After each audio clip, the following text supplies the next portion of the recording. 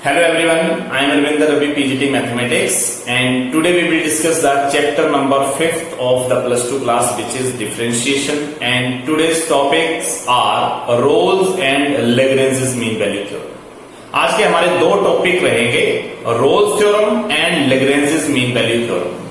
हम सबसे पहले तो ये चेक करेंगे कि इनका डेफिनेशन क्या है और इनको फंक्शन में कैसे अप्लाई करेंगे और कौन से ऐसे फंक्शन होंगे जिन पे ये थ्योरम्स एप्लीकेबल नहीं होंगी. तो इन थ्योरम्स की डेफिनेशन के साथ इनकी कुछ पर्टिकुलर कंडीशंस भी हैं जिनको अगर फंक्शन सेटिस्फाई करता है तब तो ये एप्लीकेबल हैं, और अगर वो फंक्शन उन कंडीशन को सेटिस्फाई नहीं करता है तो ये एप्लीकेबल उस फंक्शन पर नहीं होंगी. तो फर्स्ट ऑफ ऑल हम रोल्स थ्योरम के बारे में डिस्कस करेंगे और रोल्स थ्योरम की फर्स्टली हम डेफिनेशन डिस्कस करेंगे, उसकी कंडीशंस डिस्कस करेंगे और उसके बाद उसके कुछ रिलेटेड क्वेश्चंस लेंगे जिसपे रोल्स थ्योरम एप्लीकेबल हो सकती है या रोल्स थ्योरम एप्लीकेबल नहीं हो सकती, और अगर नहीं हो सकती है तो क्यों नहीं हो सकती है, ये अब हम डिस्कस करने वाले हैं. और उसके बाद फिर हम Lagrange's मीन वैल्यू थ्योरम पे जाएंगे तो उसकी कंडीशन और उसकी डेफिनेशन और उसके क्वेश्चन फिर बाद में डिस्कस किए जाएंगे. So first of all we will take the definition of the Rolle's theorem and conditions of the Rolle's theorem which are applicable और which are not applicable for the functions. Now the statement of the Rolle's theorem. First of all statement of the Rolle's theorem. If a function f of x, it means you have given a function f of x. आप लोगों के पास कोई भी function f of x हो सकता है. उसकी conditions क्या रहेंगी कि continuous in the close interval a b. वो फंक्शन गिवन फंक्शन जो है वो क्लोज इंटरवल a b में कॉन्टिन्यूस होना चाहिए. Second condition derivable in the open interval a b. और सेकेंड कंडीशन ये है कि वो डिराइवेबल होना चाहिए ओपन इंटरवल ए बी में. थर्ड कंडीशन का मतलब ये है कि f of A is equal F of b means interval की इनिशियल वैल्यू के लिए फंक्शन और इंटरवल की फाइनल वैल्यू के लिए फंक्शन, दोनों ही वैल्यू जो वो सेम आनी चाहिए. अगर हम एफ ऑफ ए करते हैं, एक्स को हम ए से रिप्लेस करते हैं और एक्स को हम बी से रिप्लेस करते हैं, तो ये दोनों ही वैल्यू जो होंगी वो सेम वैल्यू आनी चाहिए. अगर ये तीनों कंडीशन सेटिस्फाई करती हैं, अगर ये तीनों की तीनों कंडीशन सेटिस्फाई करती हैं, then there exist at least one real number c in the open interval a b that is c greater than a but less than b.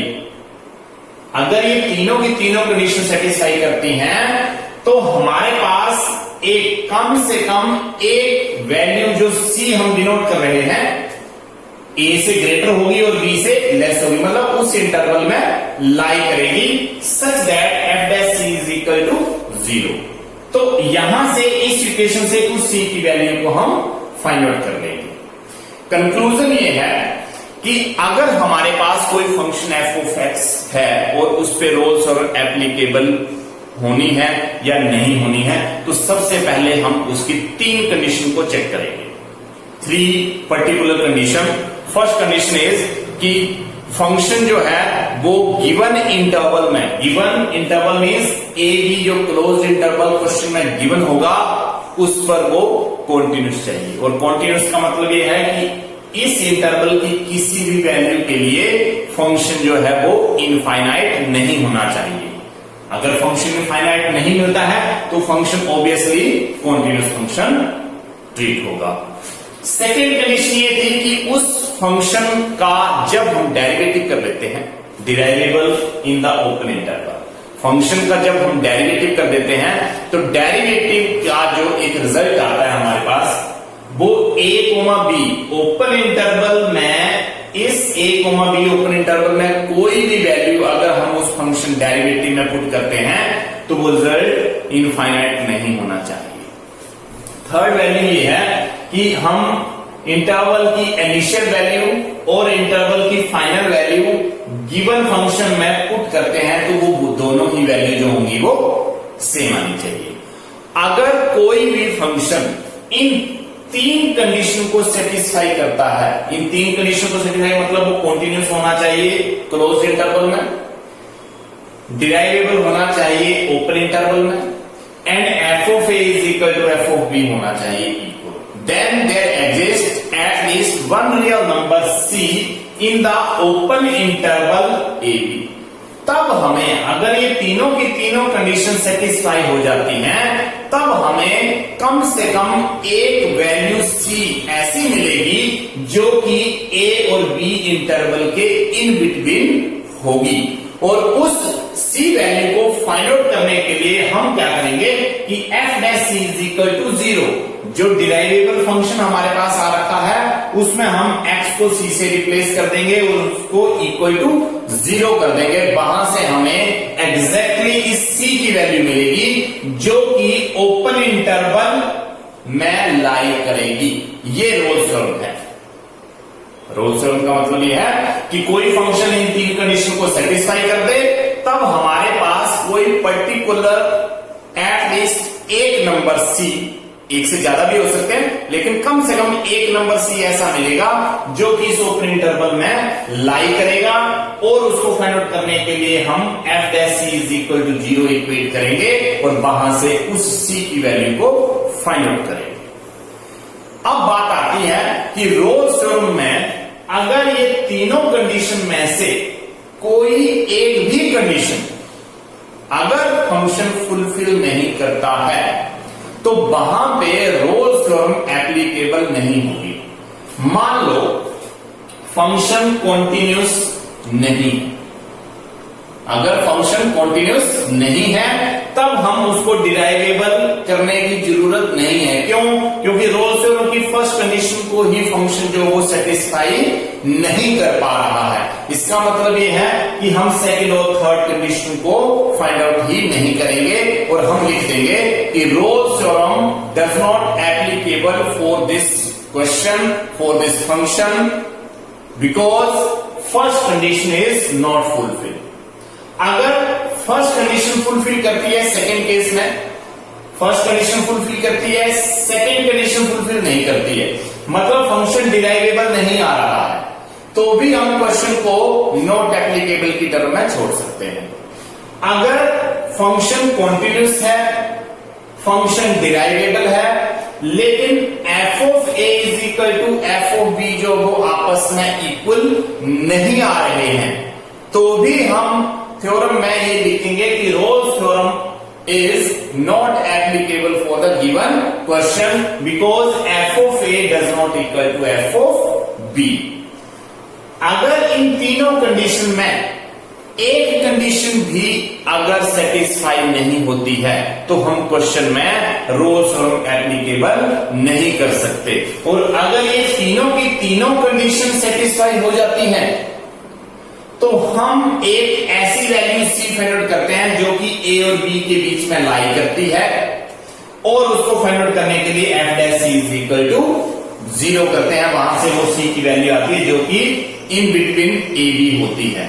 और ये जरूरी नहीं कि एक वैल्यू हुई, it means at least one real number c, means इससे ज्यादा भी हो सकते हैं, c की 2 3 4 वैल्यू भी आ सकती हैं, लेकिन हमें वो कंसीडर करनी है जो कि ओपन इंटरवल a b में लाई करती हैं। जो ओपन इंटरवल a b में लाई नहीं करती हैं उनको हम रिजेक्ट कर देंगे, जो लाई करेंगे उनको हम सिलेक्ट कर लेंगे। तो इसका मतलब c को फाइंड आउट करने के लिए ये हमारे पास f dash c is equal to 0 करना पड़ेगा। तो लास्ट में कंक्लूजन ये निकलता है कि रोल्स थ्योरम की अगर ये तीन कंडीशन फुलफिल है तो उस फंक्शन के लिए रोल्स थ्योरम एप्लीकेबल होगी, अदरवाइज नहीं होगी। तो इसके रिलेटेड अब हम कुछ क्वेश्चन करने जा रहे हैं, वहां से आप लोगों को डेफिनेटली इस चीज का पता चल जाएगा कि कहां पे रोल्स थ्योरम एप्लीकेबल है और कहां पे नहीं है, और जहां पे एप्लीकेबल है उसमें हम c की वैल्यू को कैसे फाइंड आउट कर रहे हैं। Now, our first question is, verify Rolle's theorem for the function f of x is equal to x square minus x minus 12 in closed interval minus 3,4। इसका मतलब यह है कि हमारे पास एक गिवन फंक्शन है और एक गिवन फंक्शन को प्रूव करने के लिए हमें एक इंटरवल भी दे रखा है और हमें ये वेरीफाई करना है कि रोल्स थ्योरम इस फंक्शन के लिए एप्लीकेबल है या नहीं है। तो जस्ट अभी हमने चेक किया है इस चीज को स्टेटमेंट से कि रोल्स थ्योरम एप्लीकेबल होगी या नहीं होगी, उसके लिए हमें 3 कंडीशन को फॉलो करना पड़ता है। और उसमें फर्स्ट कंडीशन क्या थी कि फंक्शन कॉन्टिन्यूस होना चाहिए, फंक्शन डिराइवेबल होना चाहिए और F of A is equal to F of B होना चाहिए। तो let us start solution.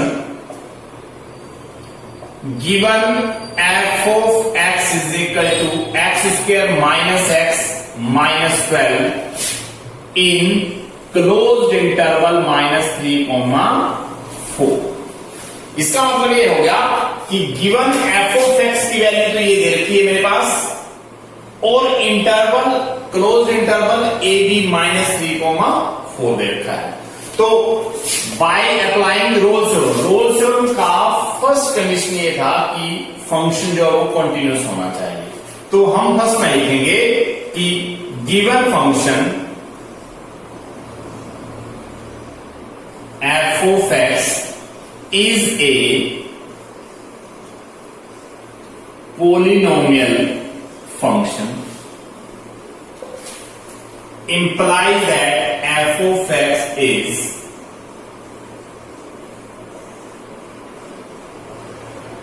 continuous function। मतलब अगर function f of x polynomial function तो हमें प्रूव करने की जरूरत नहीं है। क्यों? क्योंकि -3, 4 मीन्स 0, 1, 2, 3, 4 -1, -2, -3।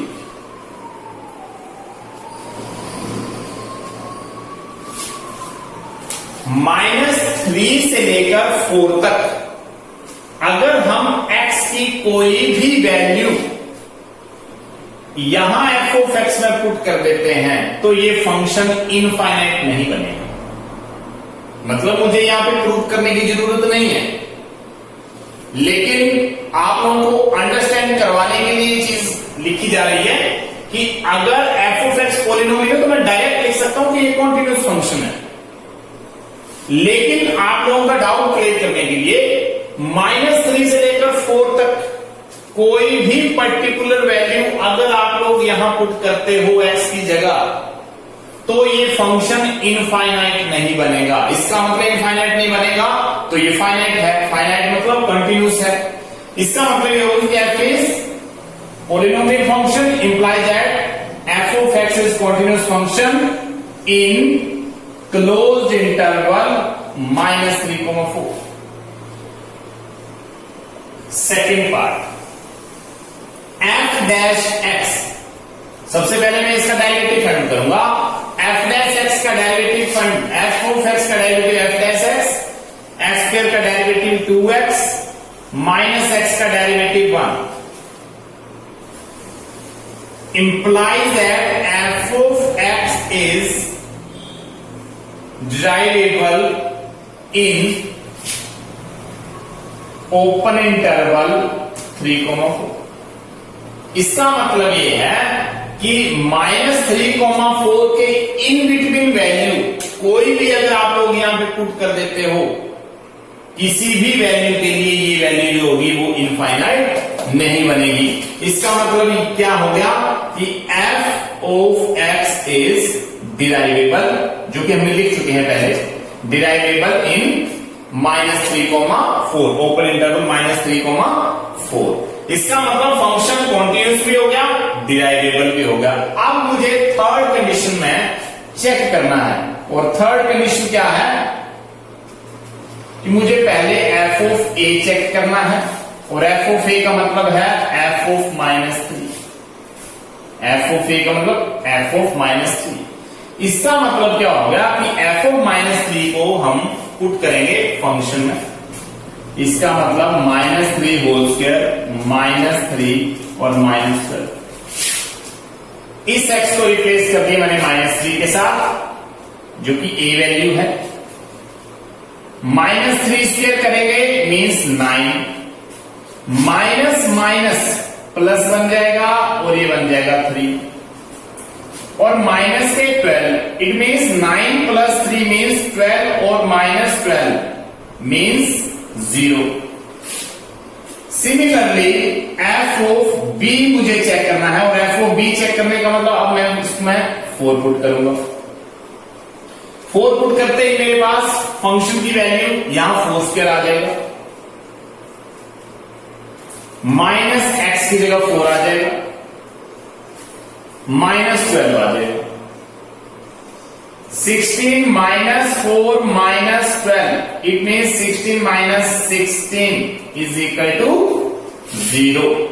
इसका मतलब क्या हो गया कि एट लास्ट मैं लिख सकता हूं यहां पे implies that f of A is equal to F of b. इसका मतलब ये हो गया कि हमारे पास first condition f of x continuous, second condition, first condition f of x continuous closed interval, f of x is derivable in open interval, and third condition f of a is equal to f of b। इसका मतलब ये हो गया कि Rolle's theorem की तीनों condition, all the 3 condition of the Rolle's theorem are satisfied for this function। इसका मतलब ये है कि ये फंक्शन जो है वो रोल्स थ्योरम की तीनों ही कंडीशन को, 3 कंडीशंस को सेटिस्फाई कर रहा है। इसका मतलब ये है कि अगर ये सेटिस्फाई कर रहा है तो यहां पे डेफिनेटली एक एटलीस्ट सी एक ऐसा रियल नंबर फाइंड आउट होगा जो कि ओपन इंटरवल -3,4 में लाई करेगा, और उसको अब हम फाइंड आउट करने वाले हैं। तो अब हम इसके आगे लिखेंगे, इसके आगे हम ये लिखेंगे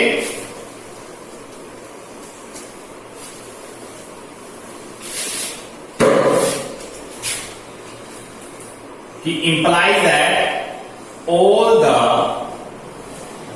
3 conditions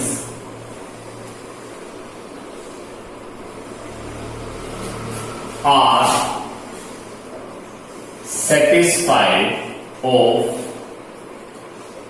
Rolle's theorem, then there exists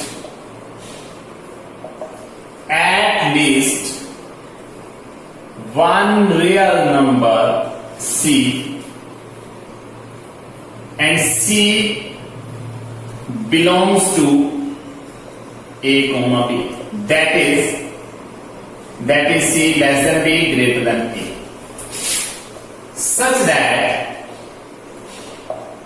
f dash c is equal to 0, f dash c is equal to 0। इसका मतलब ये हो गया कि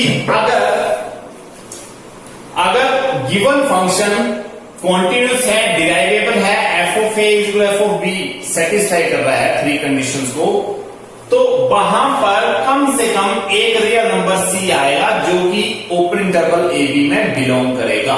और ओपन इंटरवल ए बी में बिलोंग करने का मतलब क्या था कि c belongs to -3,4, that is -3 less than c less than 4।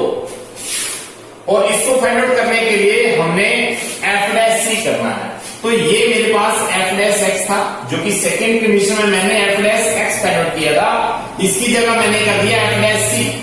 तो अगर मैं इस x को c से रिप्लेस कर रहा हूं तो यहां पर भी c से रिप्लेस हो जाएगा, 2c minus 1 is equal to 0। क्यों?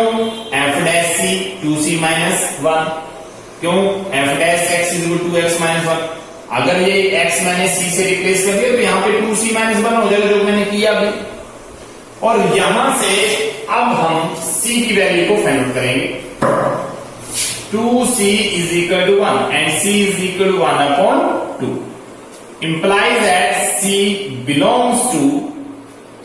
is equal to 1 upon 2 belongs to -3,4 open interval. इसका मतलब ये है कि हमारे पास ये जो c वैल्यू आ रखी है वो डेफिनेटली ही -3,4 ओपन इंटरवल में लाई कर रही है। तो इसका मतलब ये है कि हम यहाँ पे रोल्स थ्योरम जो है वो वेरीफाई कर चुके हैं। हम यहां पे लिख सकते हैं hence verified, this is the required answer. इसका मतलब यह है कि क्वेश्चन को करने के लिए हमने क्या किया कि जो गिवन फंक्शन था और साथ में जो उसका इंटरवल था, हमने सबसे पहले ये चेक किया कि वो कॉन्टिन्यूस है। सेकेंड कंडीशन में हमने ये चेक किया कि वो डिराइवेबल है। थर्ड कंडीशन में हमने ये चेक किया कि वो एफ ऑफ ए और एफ ऑफ बी है। अगर ये तीनों कंडीशन सेटिस्फाई है तब हमने इन लाइंस को लिखा। वो लाइंस क्या थी कि all the three condition are satisfied of the Rolle's theorem, then there exist at least one real number C and C belongs to A B. A B means given interval -3, 4 open interval such that f dash c is equal to 0। और अगर c belong कर रहा है इसमें तो उसको find out करने के लिए हमारे पास f dash c is equal to 0 result है, जिससे मुझे c की वैल्यू फाइंड आउट होगी। और ऑब्वियसली c की वैल्यू अगर कंडीशन सेटिस्फाई है तो c की वैल्यू जो है वो इस इंटरवल में, ओपन इंटरवल में ही लाई करेंगी। अब इसमें एक केस और आता है कि बाय चांस आप लोगों ने कंडीशन को गलत प्रूव कर दिया। जो हम कंडीशन सेटिस्फाइड कर रहे हैं फर्स्ट, सेकंड और थर्ड कंडीशन, आप लोगों ने अगर उसको गलती से भी, अगर वो सेटिस्फाई नहीं हो रही है और आप लोगों ने गलती से उसको सेटिस्फाइड कर दिया तो लास्ट में सी की वैल्यू जो वो एग्जैक्टली ओपन इंटरवल में लाई नहीं करेगी। इसका मतलब क्योंकि क्वेश्चन ऊपर भी गलत हो गया था तो लास्ट में ये वैल्यू जो है वो एग्जैक्टली उस इंटरवल के बीच में नहीं आएगी। कहने का मतलब यह है, कंक्लूजन लास्ट में यह है कि अगर सेटिस्फाई होगी तीनों कंडीशन तो ये सी जो है वो ओपन इंटरवल में डेफिनेटली ही लाई करेगा, और अगर वो सेटिस्फाई नहीं है तो ये लाई नहीं करेगा।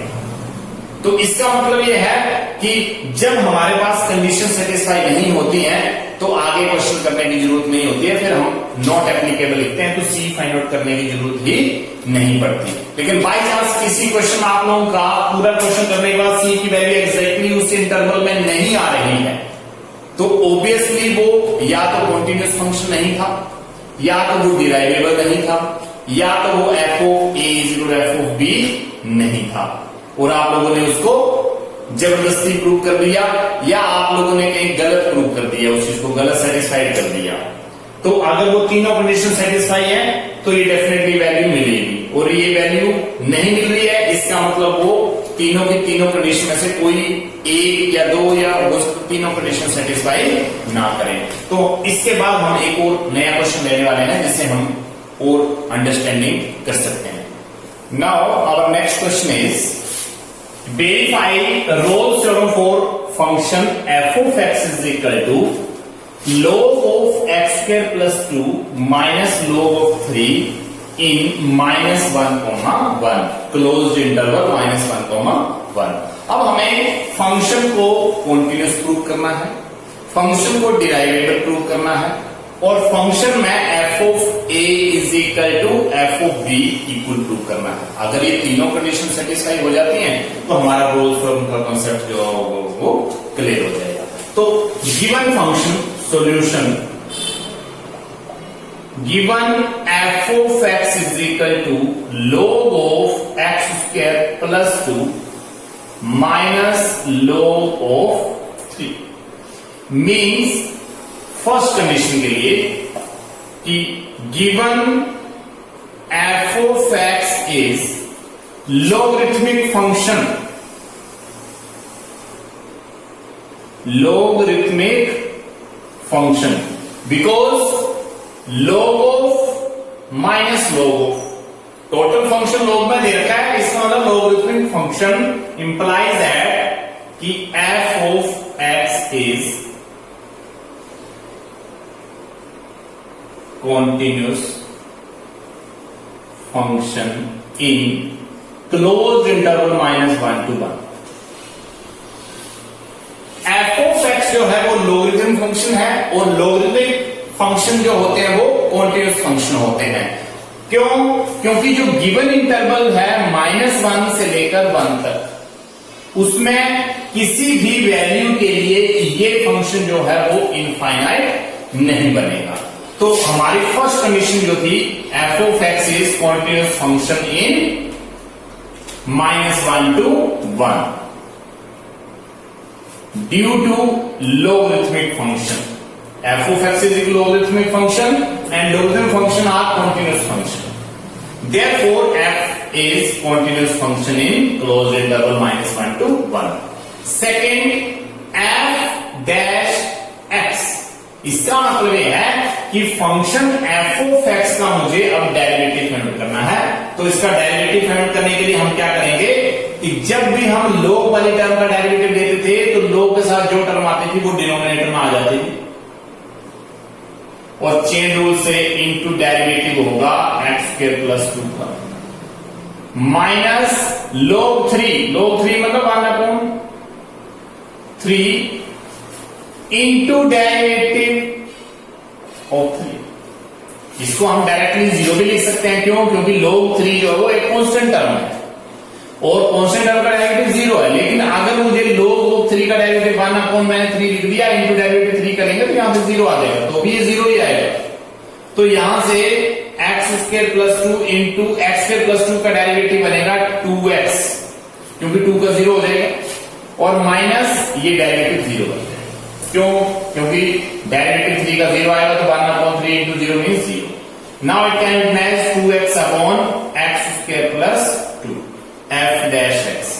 यहां f डैश x की वैल्यू आ गई, और ये वैल्यू किसी भी पर्टिकुलर वैल्यू -1 से लेकर 1 के बीच की कोई भी वैल्यू के लिए फंक्शन जो है वो इनफाइनाइट नहीं बनेगा। Implies that f of x is derivable in open interval -1 से लेकर 1। इसका मतलब -1 और 1 के बीच जितनी वैल्यूज हैं, आप उसमें से कोई भी यहां पे वैल्यू पुट करने पर ये पता लगा सकते हो कि ये फंक्शन जो है वो इनफाइनाइट फंक्शन नहीं बनेगा। इसका मतलब ये डिराइवेबल फंक्शन बन गया है। अब हमें चेक करना है third condition. Now f of a, ये थर्ड कंडीशन है, ये फर्स्ट कंडीशन थी, ये सेकंड थी, और ये थर्ड कंडीशन आ रही है। एफ ऑफ ए का मतलब ये है कि f ऑफ -1, मुझे f ऑफ -1 पुट करना है। यहां पर f ऑफ -1 पुट करने का मतलब यहां पर log of 1 plus 2 minus log 3, मैंने x की जगह 1 पुट कर दिया यहां पर, तो मेरे पास रिजल्ट आ गया 1 स्क्वायर मीन्स 1 प्लस 2। ये रिजल्ट आ गया log 3 और माइनस log 3, इसका मतलब 0। नाउ f ऑफ b मतलब ये 1 पुट करना है मुझे। अब मुझे यहां पे 1 पुट करना है, तो मैं लिखूंगा log 1 प्लस 2 माइनस log 3। यहां पर भी log 3 माइनस log 3 आएगा, जो भी 0 हो जाएगा। Implies that f of a is equal to f of b। इसका मतलब थर्ड कंडीशन भी फुलफिल हो गई है। इसका मतलब सेकंड कंडीशन हमारे पास ही आ गई थी और थर्ड कंडीशन हमारे पास ही आ गई। इसका मतलब हमने फंक्शन को कॉन्टिन्यूअस प्रूव कर दिया, हमने फंक्शन को डिराइवेबल प्रूव कर दिया, हमने फंक्शन को f of a equal f of b prove कर दिया। तो यहां से हम लिख सकते हैं कि all the 3 conditions of Rolle's theorem are satisfied, then there exists at least one real number C belongs to A, B such that f dash C is equal to 0। तो हम फिर ये लाइनें लिख सकते हैं कि अगर तीनों कंडीशन सेटिस्फाई हो गई हैं तो C को एक particular point at least one real number C आएगा जो कि इस ओपन इंटरवल के बीच में लाई करेगा, और जिसको फाइंड आउट करने के लिए हम f dash C is equal to 0 लिखेंगे। तो यहां से f dash C is equal to 0 लिखने का मतलब ये था कि जब हमारे पास now f dash C is equal to 0 implies that f dash C का मतलब f dash x की वैल्यू आती है, तो मैं यहां पे 2c upon c square plus 2 is equal 0 लिख सकता हूं। यहां से 2c कर दिया मैंने, क्योंकि मैंने x को c से रिप्लेस कर दिया। 2c upon c square plus 2 is equal to 0। And 2c is equal 0, क्योंकि क्रॉस मल्टीप्लाई से ये value 0 and c is equal 0। c जो है वो मेरे पास 0 वैल्यू आ चुकी है, और ये c जो है implies that c is equal 0 belongs to open interval -1 to 1, और ये c जो है वो -1 और 1 के बीच में लाई कर रहा है। इसका मतलब ये है कि hence verify, this is the required result. Our next question is verify Rolle's theorem for the given function f of x raised to power 3 on closed interval -1 to 1. So solution is given function given f of x is equal to x cube. So first condition के लिए quantity के लिए हम इसको check कर सकते हैं कि f of x is a polynomial, therefore f of x is continuous on -1 to 1 closed interval. इसका मतलब ये कि अगर एक पॉलिनोमियल है तो कॉन्टिन्यूस होगा। क्यों? क्योंकि -1 और 1 तक कोई भी वैल्यू जो है वो इस फंक्शन को इनफाइनाइट नहीं बनाती है। सारी वैल्यू के लिए वैल्यू फाइनाइट रहेगी। -1 से लेकर 1 तक कोई भी वैल्यू अगर आप लोग इसमें पुट करते हो तो ये वैल्यू फाइनाइट रहती है। इसका मतलब ये कॉन्टिन्यूस वैल्यू है। इसका मतलब सेकंड पार्ट में हम सबसे पहले करेंगे f डैश x, इसका डेरिवेटिव करेंगे तो x क्यूब का डेरिवेटिव आएगा 3x स्क्वायर। इसका मतलब f डैश x जो है वो 3x स्क्वायर आने पर f of x is derivable on open interval -1 to 1। इसका मतलब -1 और 1 के बीच में कोई भी इन बिटवीन वैल्यू जब आप लोग यहाँ पे पुट करते हो तो वो वैल्यू फाइनाइट रहती है। इसका मतलब ये डिराइवेबल है। इसका मतलब हमारी दोनों कंडीशन जो है वो फुलफिल हो चुकी हैं। अब हम करेंगे थर्ड वैल्यूज। मैं करूंगा f of a का मतलब f of -1। जैसे f of -1 करेंगे -1 का क्यूब होगा, और -1 का क्यूब होने का मतलब -1। f of b करने पर f of 1 किया जाएगा जो कि 1 का क्यूब होगा, जो कि 1 आएगा। और यहां से आप लोग देख रहे होंगे कि f of a की वैल्यू -1 है, f of b की वैल्यू 1 है, तो यहां से f of a does not equal to f of b। तो यहां से हमारे पास फर्स्ट कंडीशन फुलफिल हो गई, सेकेंड कंडीशन फुलफिल हो गई, लेकिन थर्ड कंडीशन जो है वो फुलफिल नहीं है। इसका मतलब क्या है कि दोनों कंडीशन कॉन्टिन्यूटी और डिराइवेबिलिटी जो है वो आ रही है, लेकिन जो थर्ड कंडीशन है f of a does not equal to f of b है, तो यहां से हमारा क्वेश्चन जो है वो नॉट एप्लीकेबल में चला जाएगा। क्यों? क्योंकि third condition of the Rolle's theorem implies that f of a does not equal to f of b. Third condition of Rolle's theorem is not satisfied, implies that Rolle's theorem is not applicable for the given function f of x. Answer. इसका मतलब क्या है कि three condition में से first और second condition को fulfil कर रही है, लेकिन लास्ट वाली कंडीशन फुलफिल नहीं कर रही है। इसका मतलब क्या हो गया कि f of a does not equal to f of b। Third condition of the Rolle's theorem does not satisfied या not satisfied, Rolle's theorem is not applicable for the given function. This is the required answer.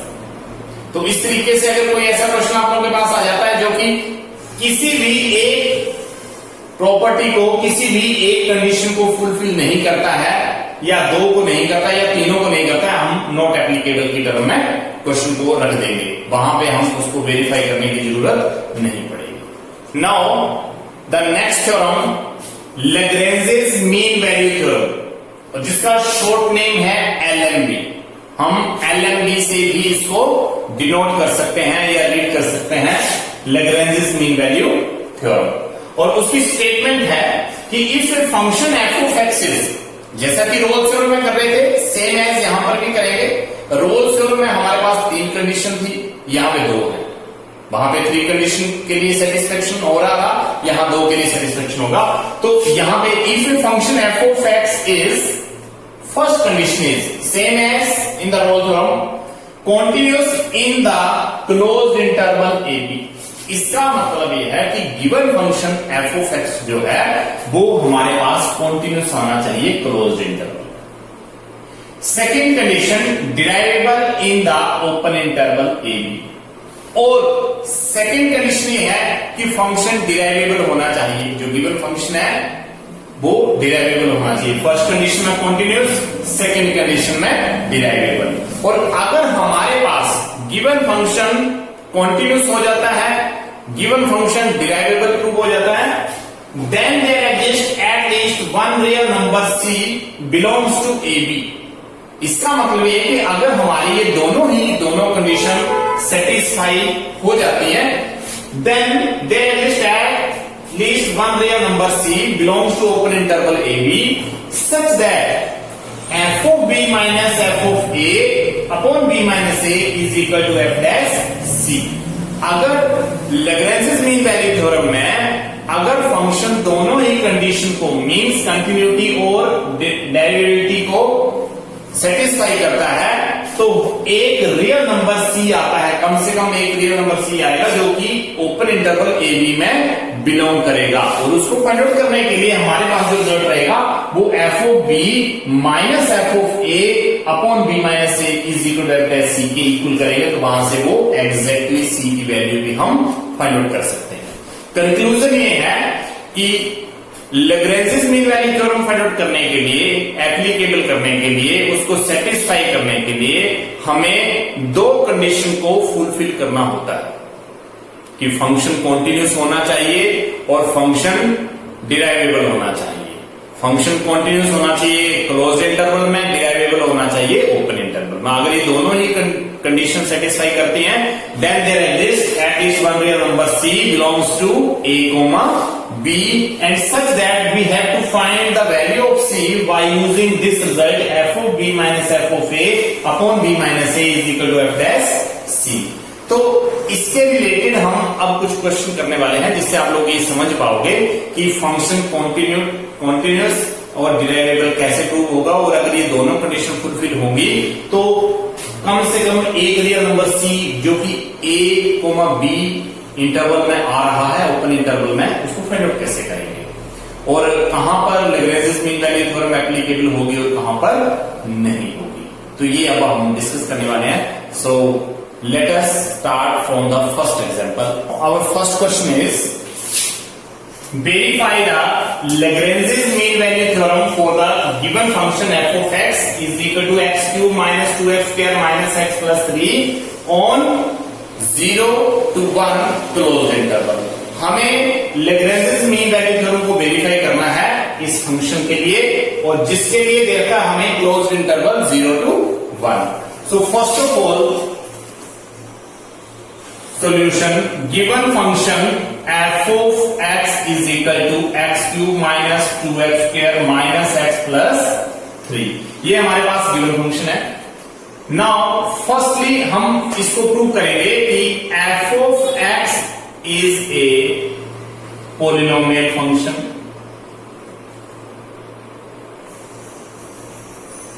implies that f of x is a continuous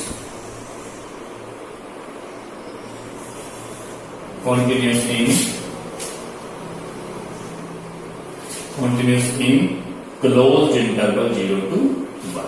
इसका मतलब यह है कि इस function में अगर आप लोग 0 से 1 के बीच में कोई भी वैल्यू ले लोगे और इसमें पुट करोगे, 0 से 1 की कोई भी एक वैल्यू इसमें अगर आप पुट करोगे तो वो रिजल्ट जो है वो इनफाइनाइट नहीं बनेगा, कोई भी वैल्यू आप लोग चेक कर सकते हैं। तो हमारे पास ये फंक्शन जो है वो कॉन्टिन्यूअस फंक्शन बन गया। और वैसे भी ये पॉलिनोमियल फंक्शन कॉन्टिन्यूअस फंक्शन होते हैं, तो यहां जरूरत नहीं हमें प्रूव करने की। तो ये हमारे पास फर्स्ट रिजल्ट आ गया जिसमें हमने कॉन्टिन्यूटी को प्रूव कर। सेकंड है कि f डैश x का मतलब जो गिवन फंक्शन उसका डेरिवेटिव करेंगे, x क्यूब का derivative 3x square minus 2x square का डेरिवेटिव 2x माइनस x का डेरिवेटिव 1 और प्लस 3 कांस्टेंट ऑफ डेरिवेटिव 0। इसका मतलब 3x square minus 4x minus 1 f dash x। अब यहां पे इंप्लाइज करके कि f of x is derivable on 0 to 1 open interval, because 0 to 1 की कोई भी वैल्यू अगर आप लोग यहां पे पुट करते हो तो वो इनफाइनाइट की टर्म में नहीं आएगी। इसका मतलब ये फंक्शन जो है वो कॉन्टिन्यूस डिराइवेबल फंक्शन भी है। क्यों कॉन्टिन्यूस हम पहले प्रूव कर चुके हैं, डिराइवेबल भी प्रूव हो गया। इसका मतलब ये है कि लैग्रेंज मीन वैल्यू थ्योरम में हमें दो ही कंडीशन को सेटिस्फाई करना था जो कि ये फंक्शन कर चुका। ये फंक्शन कॉन्टिन्यूस फंक्शन भी है और ये फंक्शन जो वो डिराइवेबल फंक्शन भी है। तो यहां से अब हम लिख सकते हैं कि both the conditions of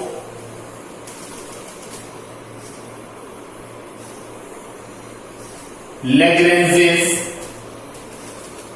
mean value theorem are satisfied, then there exists at least one real number C belongs to A, B, that is C belongs to 0 to open interval such that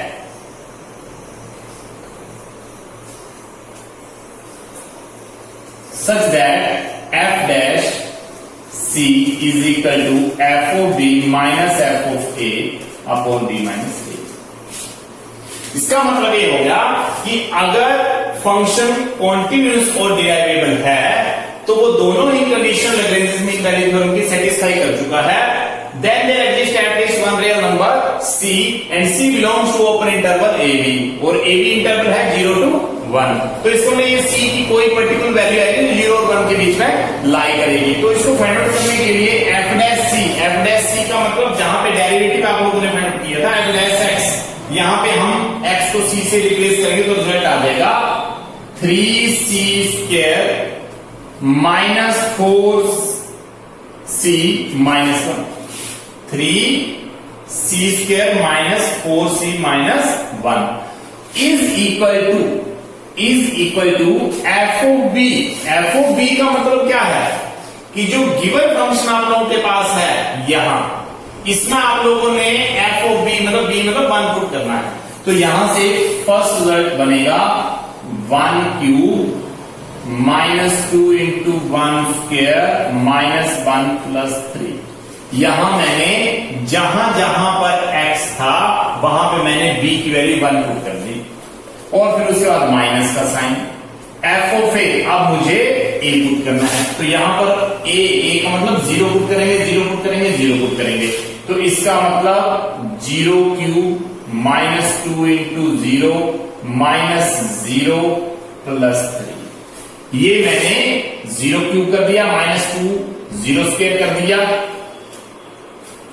और minus x means 0 कर दिया और plus के 3 कर दिया और upon में b minus a means 1 minus 0। तो यहां से मेरे पास वैल्यू आ गई 3C square minus 4C minus 1 is equal to 1 minus 0। Denominator 1 है, लिखने की जरूरत नहीं है, डायरेक्टली हम कर सकते हैं कि 1 minus 2 into 1 minus 1 plus 3 0 0 0 minus plus minus 3।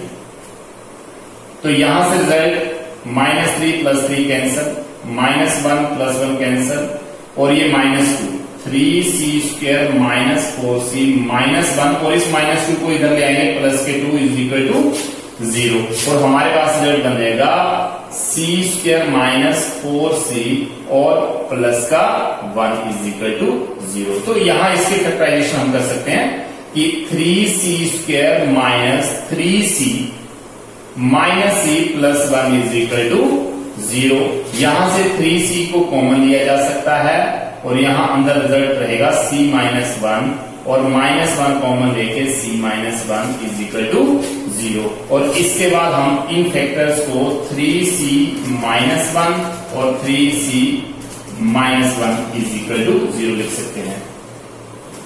c minus 1 3c minus 1 and c minus 1 common की टर्म आ जाएगी। तो यहां से इंप्लाइज करके c की फर्स्ट वैल्यू है 1/3 और c की वैल्यू है 1।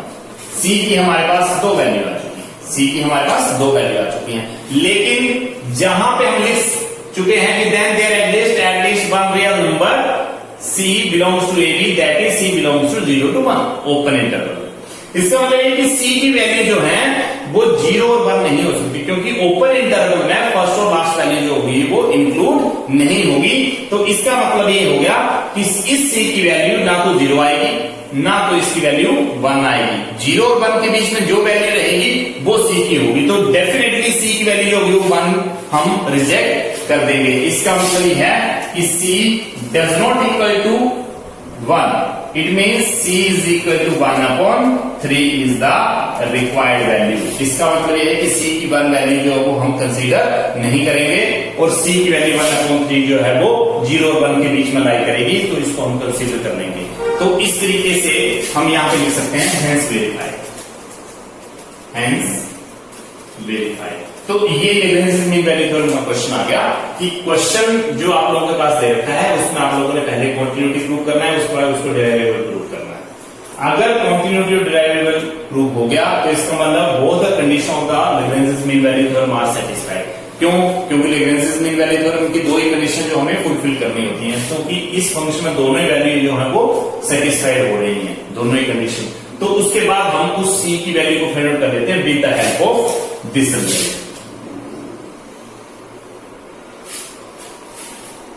This is the required answer. Now, our next question is, examine the validity of the Lagrange's mean value theorem for the function f of x raised to power 1/3 in the interval -1 to 1। इसका मतलब ये हो गया कि हमारे पास जो given function है, given f of x raised to 1/3, यहां पे हमें डायरेक्टली क्वेश्चन वेरीफाई का नहीं दे रखा है, यहां पे ये चेक करने के लिए दे रखा है कि क्या यहां पर लेग्रेंजेस मीन वैल्यू थ्योरम जो है वो एप्लीकेबल होगी या नहीं होगी। क्या ये function Lagrange's mean value theorem की कंडीशन को सेटिस्फाई कर पाएगा या नहीं कर पाएगा। तो let us start, let us check कि कॉन्टिन्यूटी कि f of x is continuous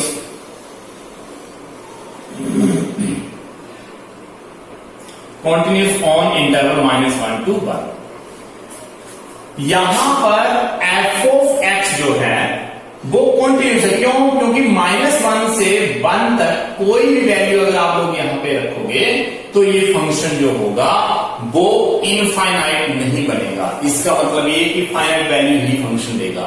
इसका मतलब ये होगा कि फंक्शन f of x जो है वो कॉन्टिन्यूस फंक्शन है। जबकि सेकेंड टर्म में हम सबसे पहले f डैश x करेंगे। f डैश x का मतलब डेरिवेटिव करेंगे x रेशो 1/3 का। तो 1/3 x रेशो 1/3 माइनस 1। तो यहां से result 1/3 x raise to power, यहां पे रहेगा रिजल्ट -2/3 और यहां से रिजल्ट बन जाएगा 3x रेज टू पावर 2/3। ये डिनोमिनेटर में आ जाएगा, ये f डैश x है। यहां पर अकॉर्डिंग टू दिस क्वेश्चन, अगर इस फंक्शन में -1 से लेकर 1 के बीच कोई वैल्यू हम चेक करेंगे। क्यों? क्योंकि जब हम डिराइवेबल चेक करते हैं तो हम ओपन इंटरवल में करते हैं। तो इसका मतलब यह है कि इसकी ना तो वैल्यू 1 आएगी, -1 आएगी, ना ही 1 आएगी। इसका मतलब इन बिटवीन वैल्यू कोई भी यहाँ पे पुट करने पर हमारे पास रिजल्ट इनफाइनाइट नहीं आना चाहिए। लेकिन हमारे पास अगर इस x की वैल्यू 0 रख दी जाए, यहाँ पे अगर वैल्यू 0 रख दी जाए तो ये 1/0 बन जाएगा, जो कि इनफाइनाइट बन जाएगा। इसका मतलब ये है कि यहां से हम लिख सकते हैं कि f of x is not derivable on open interval -1 to 1। इसका मतलब ये फंक्शन डिराइवेबल फंक्शन नहीं है। क्यों? क्योंकि डिराइवेबल ओपन इंटरवल में होता है और ओपन इंटरवल में हमारे पास एक 0 वैल्यू ऐसी है जो कि इस फंक्शन को, इस डेरिवेटिव वाले फंक्शन को इनफाइनाइट बना रही है, जहां से ये डिराइवेबल की कंडीशन को फुलफिल नहीं कर रहा है। तो हम इसके रिलेशन में अब लिख सकते हैं कि इंप्लाइज दैट कि second condition of Lagrange's mean value theorem not satisfied. Lagrange's mean value theorem is not applicable for this function or given function answer. इसका मतलब ये हो गया कि हमें दो कंडीशन फुलफिल करनी थी, जिसमें कॉन्टिन्यूस तो प्रूव हो गया लेकिन डिराइवेबल प्रूव नहीं हुआ। तो आगे हम क्वेश्चन को नहीं करेंगे, हम ये लिख सकते हैं कि सेकेंड कंडीशन होगा Lagrange's mean value theorem that is derivable, means function is not derivable, therefore Lagrange's mean value theorem is not satisfied, Lagrange's mean value theorem is not applicable for the given function. तो इस तरीके से बहुत सारे question आप लोगों को Rolle's theorem के और Lagrange's मीन वैल्यू थ्योरम के आप लोगों को आपकी बुक में मिल जाएंगे एक्सरसाइज में, जिसको आप लोग अच्छे तरीके से कर सकते हो, अंडरस्टैंड कर सकते हो, प्रैक्टिस कर सकते हो, रिवाइज कर सकते हो। जस्ट आप लोगों ने इतना ध्यान रखना है कि रोल्स थ्योरम के लिए तीनों कंडीशन फुलफिल होनी चाहिए, और अगर उसमें से एक भी कंडीशन फुलफिल नहीं है तो हम नॉट एप्लीकेबल लिख देंगे रोल्स थ्योरम के लिए। और जहां तक Lagrange's की बात है, वहां पे हमें दो कंडीशन को फुलफिल करना होता है, तो दो में से अगर एक भी कंडीशन फुलफिल नहीं होती है तो हम उसके लिए नॉट एप्लीकेबल लिख देंगे Lagrange's मीन वैल्यू थ्योरम के लिए। तो इस तरीके से आप लोग काफी क्वेश्चन, अब मैक्सिमम क्वेश्चन अब ट्राई कर सकते हो, प्रैक्टिस कर सकते हो।